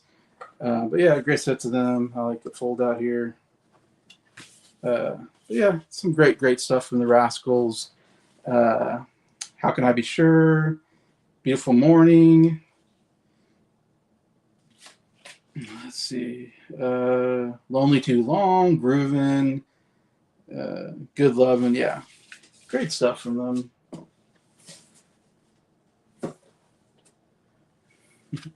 I'm not sure why I got this. I think I don't know. I just love getting musicals. And so this is the Glorious MGM Musicals. In fact, I think I got this because I was like buying these albums and I had like 9 albums. And the person said if I bought 10 albums, I would get a discount or something like that. So I think I picked this one up because I just wanted to get a 10th album when I was at Vintage Stock so I can get like a discount on the whole thing.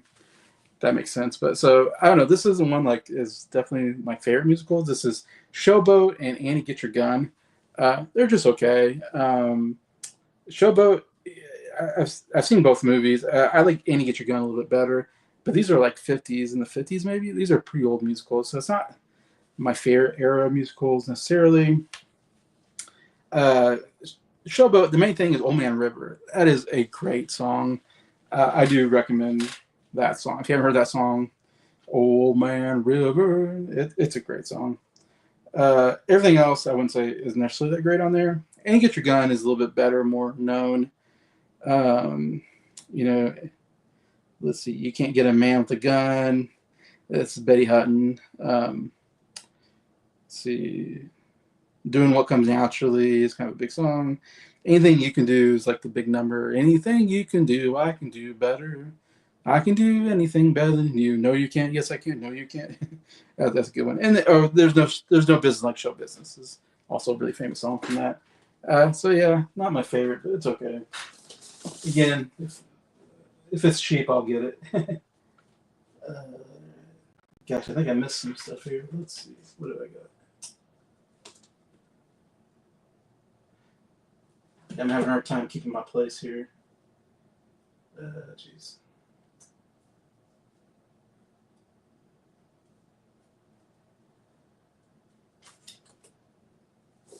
I might have skipped over this, but I have greatest hits of Linda Ronstadt.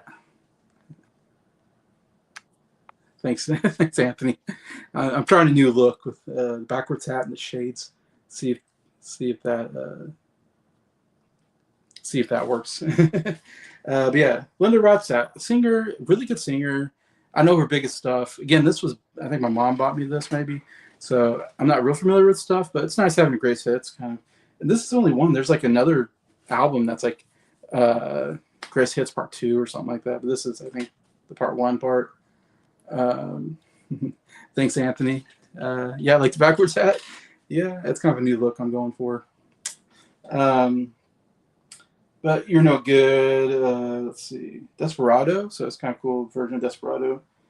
Um, Long Long Time is probably my favorite song from her. That is a really good song. Nice, kind of ballad. Um, Different Drum is really good. Heat Wave. Tracks of My Tears. It's an okay compilation album. Again, I'm not as big on it. I mean, I'm not as well known on Linda Ronstadt, I should say. Definitely someone I need to listen to more of. Oh, gosh. Let's see.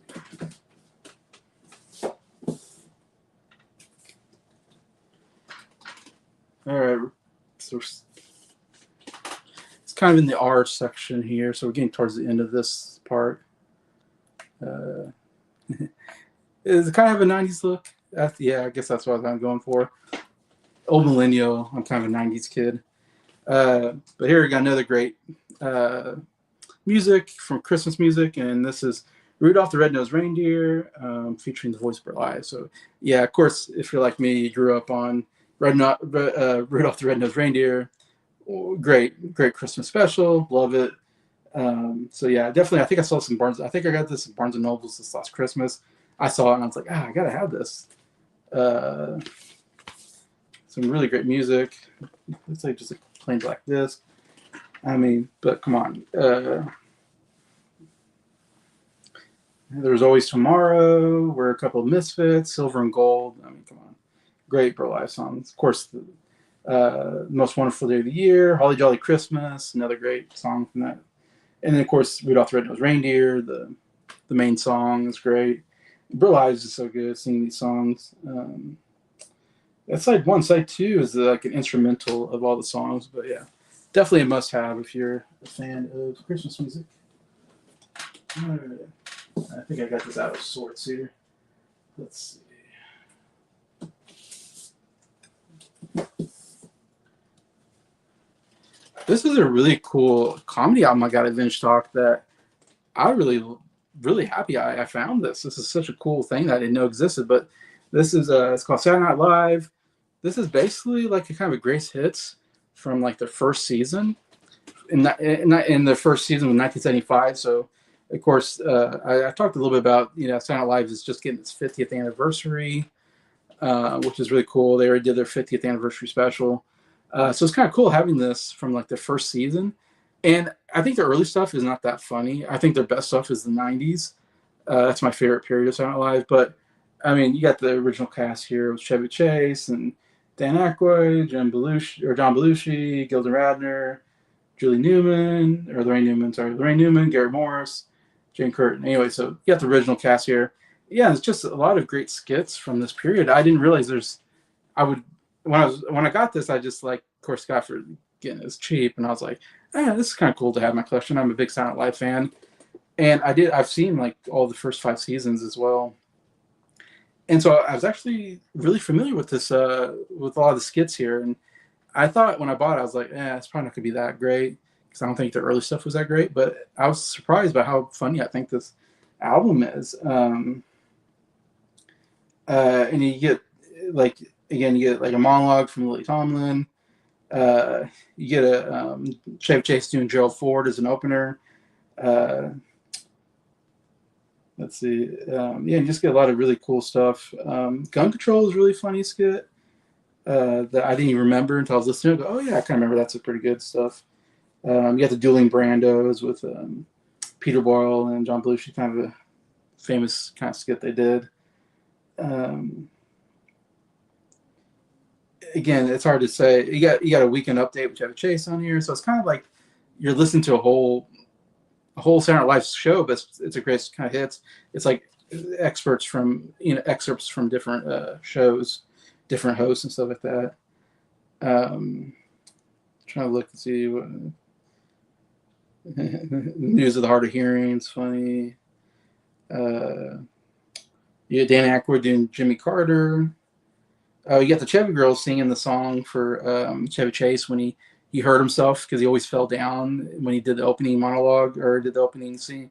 He did Gerald Ford. He always fell down, and that was always his thing. Is he would fall down and say live from New York, a Saturday night, and he hurt himself doing Gerald Ford falling down, and he was in the hospital. And so they have a song that they sang, and that's in here, which is pretty cool, I think.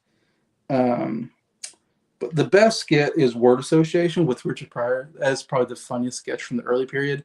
And it's so funny getting to have this on here and getting to hear it and go, oh my gosh. It's hard because part of the comedy is the visual, but yet if you've seen the skit and you're listening to it, you can just visualize it. But if you haven't heard of Word Association, it is so funny. Where Chevy Chase calls Richard Pryor the N-word, basically, which I can't believe they got away with saying the N-word back then. You couldn't do it today. So it's almost shocking when you hear it and go, oh my gosh, they said the N-word. But it's funny the way they do it. Anyways, so really cool. I really love having this. And again, someone who loves comedy albums, this is a cool get to have in my collection. All right, I know I got some of these out of order. Let me see. Let's see.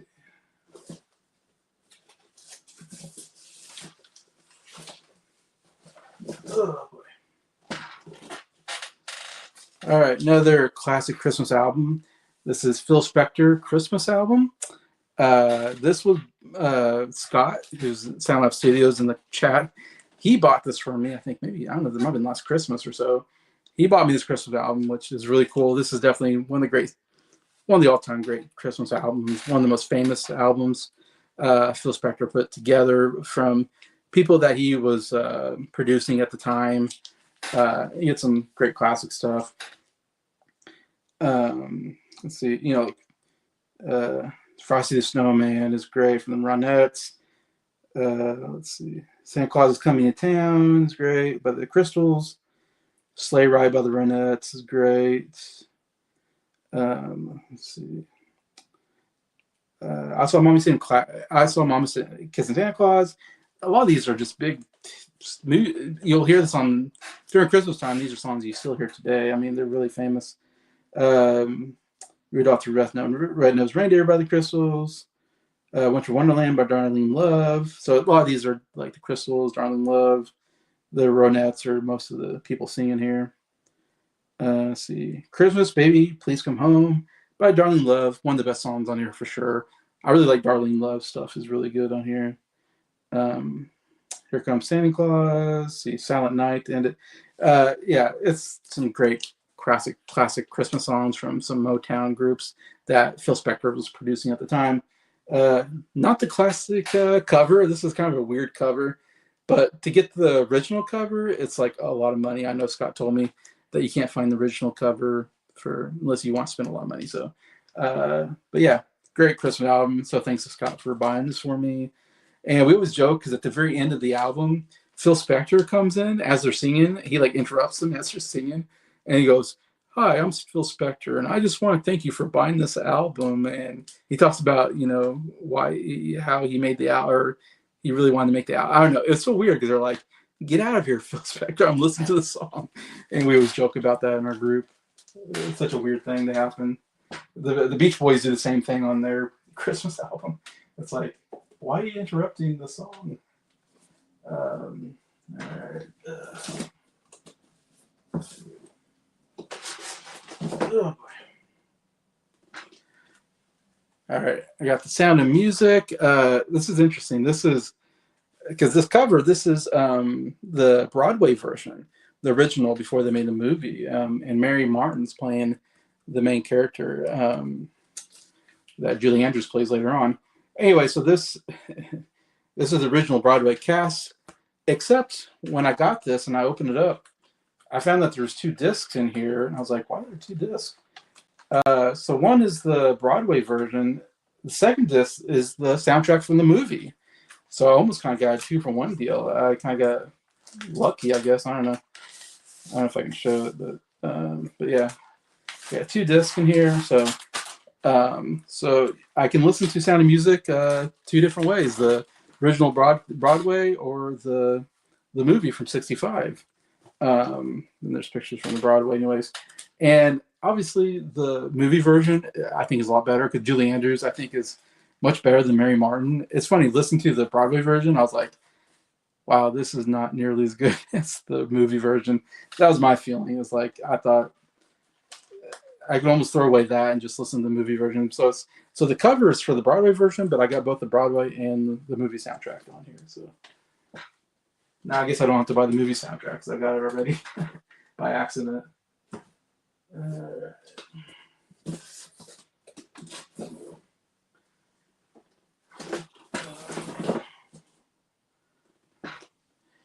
Here I got South Pacific, another musical. Let's see. I'm guessing this is the original Broadway cast. So this isn't from the movie that I'm mostly familiar with, but it's another Rodgers and Hammerstein musical. It's an okay musical. It's not one of my favorite, but it's decent enough. Again, I got it for cheap, so I just love collecting these musicals, old musicals, I guess. But if you don't know the musical, it's got some okay stuff. I'm trying to think, what's the big song? Some Enchanted Evenings, kind of the big song on here. It's pretty good. I watched even the first song's pretty big. I wish I knew what it was called, but anyways, there's nothing like a dame, nothing in the world. Pretty good opener, and I'm gonna watch that. Got it right out of my hair, whatever that song is, and then Springtime. What's it called? It's like Lovelier Than Springtime's a nice song. Anyways, it's an okay musical.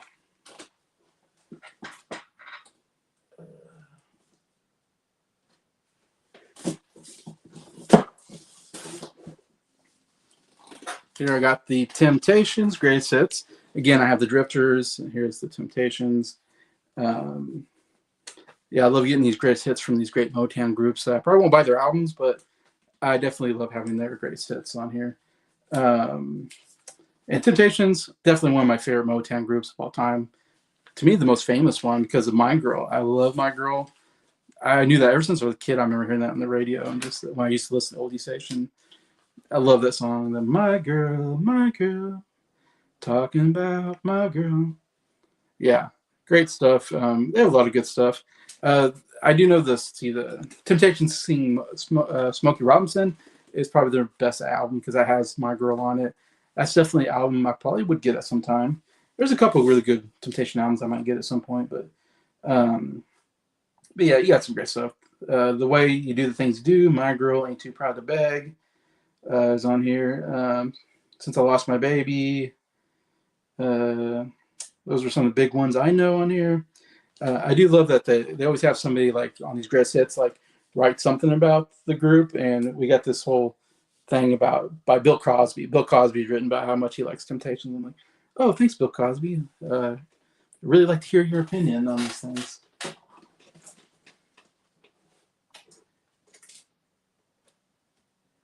funny. I always see Bill Cosby comedy albums at Vintage Stock. Every time I go, I'll see like a comedy album from Bill Cosby, and I'm always like, man, if this was like 10 years ago, I'd buy this album because I like Bill Cosby's comedy. I think he's got some good comedy albums out there, but I'm not gonna buy it. I'm not gonna go to the cashier and be like, yeah, I really want to get this Bill Cosby. He's a hero of mine. Bill Cosby.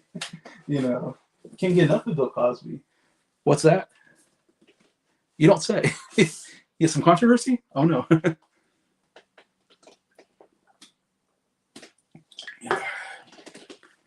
Another one of my favorite Christmas albums of all time. This is Carrie Underwood's My Gift. Carrie Underwood, oh my gosh, she has such an amazing voice. Kind of like Kelly Clarkson. Yeah, it's definitely, this is definitely top 5 favorite Christmas album. Love her in this red dress. It's really beautiful, and then the white dress on the back. Yeah, it's so good. She's so pretty. There's another one, man, she has some good originals on here. Really love Sweet Baby Jesus. Is so good about Jesus as a baby and how he's going to grow up and do all these things. And and I think it's, as a Christian, it's very, talks about him being God and stuff like that. So it's really cool. It goes into, theology and stuff a little bit, which is really cool and very, honorable to, God and all that. So really, almost in fact, I almost get emotional when I hear it, talking about Jesus and all that. The Hallelujah, it's not the Hallelujah song that you think of. It's a song that's a duet by her and John Legend, and it is amazing. And John Legend, I don't hear a lot, but he has an amazing voice. Them both together, what a great duet. Definitely, I would say check out Sweet Baby Jesus and Hallelujah are the kind of the 2 originals on here that are so good. Besides that, she does all the great classics as well. They're really good. But those 2 songs I absolutely love. Let's see.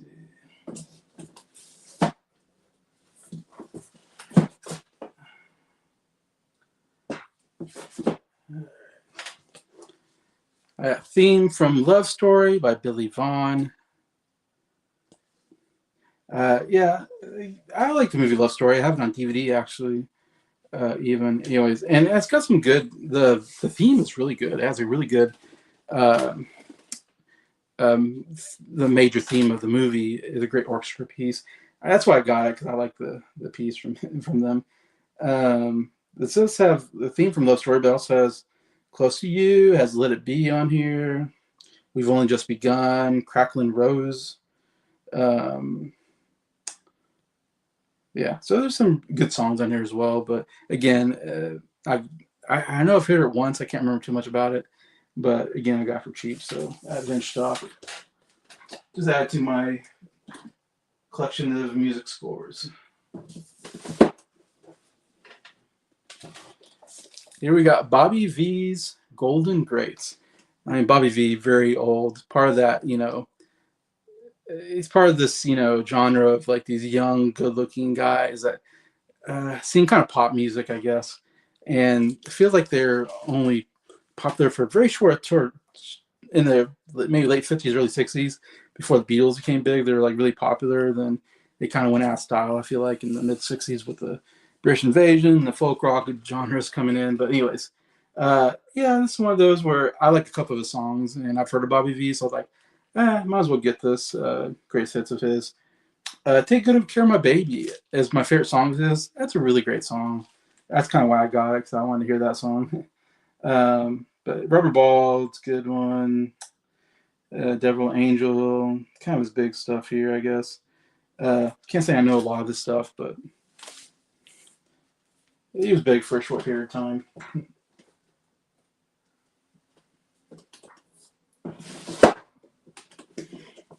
Of course, again, if you like Christmas music, you have to have this album.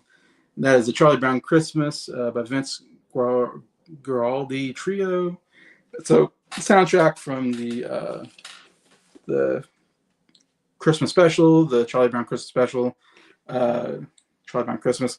My favorite Christmas special of all time. I mean, come on, I watch it every year. I mean, not only is this classic, Charlie Brown or the Peanuts, comedy in there, little bits and stuff like that, but also talks about Jesus, which Charles Schultz was a Christian, so it's cool that he put in the gospel in the Christmas special, which I think is so wonderful.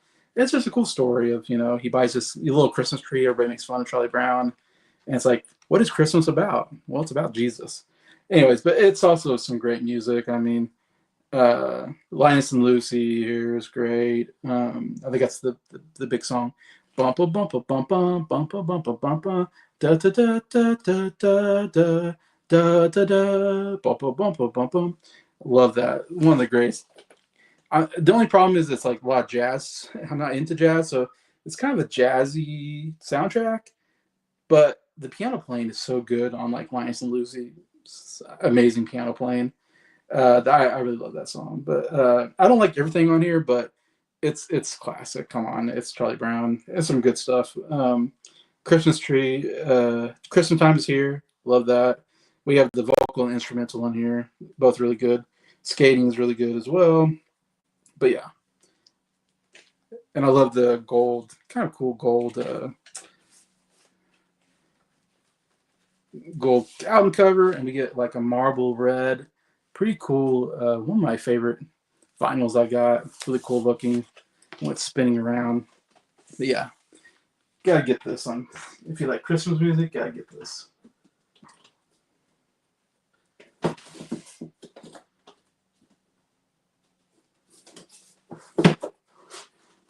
I don't know if Mike's still here, but I got Back to the Future soundtrack. If he is, he might say something. This is his favorite movie, one of my favorite movies of all time. I got this at Walmart, and I was like, when I saw it, I was like, I have to have it. It's one of those where it's like, yeah, I've always wanted to have the Back to the Future soundtrack, which is, I mean, it's mostly songs. Some from Huey Lewis and News, of course, did two big songs on here. You also have Alvin Silvestri's great score. The main theme is one of the best themes I think of all time. I love the main Back to the Future theme. Uh, then you get some songs that I don't know, I don't remember. There's some stuff in the movie, some stuff I don't think was in the movie, but they put on here for some reason. So very strange. Some of the stuff they put on here is strange, but you got The Power of Love, which was nominated for an Oscar for that song. Really great song. Time Bomb Town from Lindsey Buckingham. I don't know what that song is, why it's on here.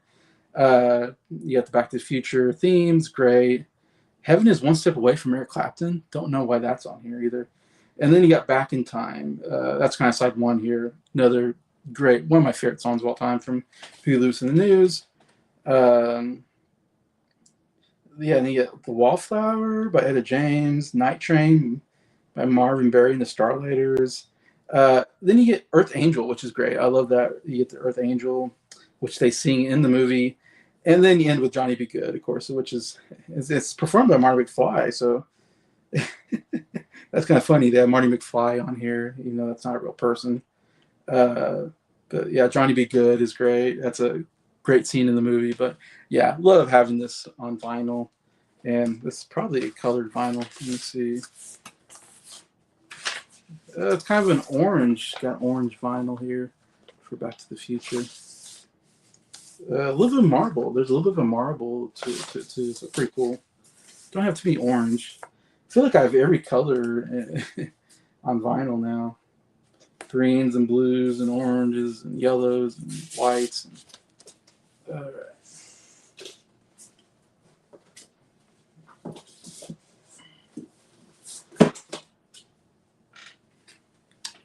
Here I have West Side Story, the soundtrack to the movie. So really cool, great movie. I have that on DVD as well. One of the all-time great musicals. Won Best Picture, in fact, in '61. Yeah, big movie. Pretty interesting music style. And there's the main characters there on here. I mean, There's a Place for Us. Let's see, I Feel Pretty. Somewhere, great song. Yeah, let's see. Jet Song, yeah, something great. America, great song. Tonight, G. Oscar Crumpkey might be my favorite song. It's kind of funny, but it's very catchy. Uh, yeah, and Somewhere the Final. Yeah, great, great musical. Glad I got that on. Get that on here. In fact, I'm going through some of my favorite musicals actually right now. These next couple are some of my favorite, and they got Jesus Christ Superstar, really cool musical. It's basically a rock opera uh, about the time of Jesus, basically, and time that, of course, he got betrayed by Judas, who's one of the main characters here, and gets crucified at the end of the musical, and just kind of the whole conspiracy against him uh, from the Jewish leaders. Uh, I would say, as a Christian, theologically, it's not correct, and I don't like a lot of stuff they do from a writing standpoint. But musically, it's amazing. There's some really great stuff. Ian Gillan playing Jesus Christ, who's lead singer of Deep Purple. It's crazy that she's on here, or he's on here. The lady who plays Mary Magdalene, I believe she played also in the musical and is in the movie as well. Um, she's amazing, and she has a great song about I don't know how to love him. Is probably the big song on here. It's great. It has some theological problems probably, but still, it's a great song. But the guy who plays Judas is so good. He has an amazing voice. But man, the music is just so good, and the singing is really good. So it's a bit long probably, but it's a great rock opera. That and Tommy are my favorite rock operas of all time.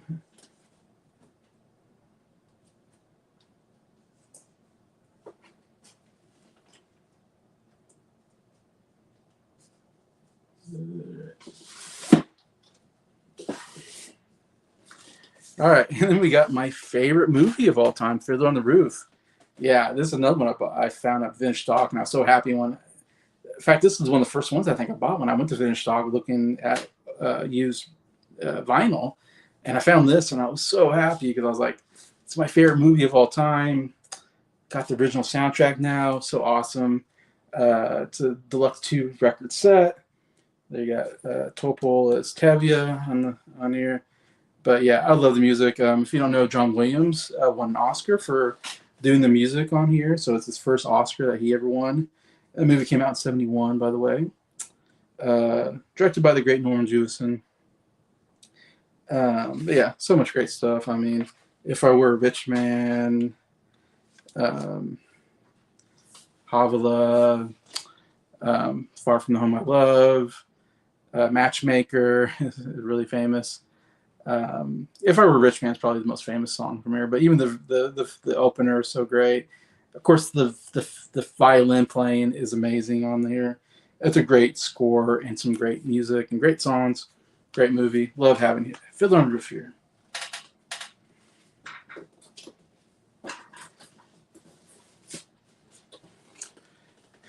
Well, I'm almost gotten to 2 hours, and that's I went through all my Bing Crosby stuff, and I went through my non-studio albums. So I just have my studio albums left, um, but I ran out of drink, so I'm gonna be kind of thirsty going on. And again, I've almost gone 2 hours already, so I might end it here, and just might just have to be part one of my vinyl collection, and then part two I can do all my studio albums, anyways, at some point. But hopefully you enjoyed some of that. That's definitely more of my obscure part of my collection. Again, all my Bing Crosby albums I haven't heard and probably don't know about. Uh, and then I got a lot of my.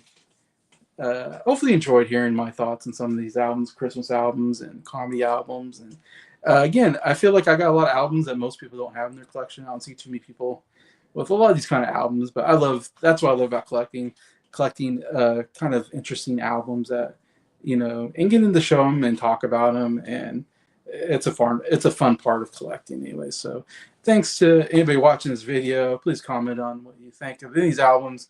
Thanks to Mike and Scott and Anthony for being in the chats here. I really appreciate it, and I will talk to you guys later.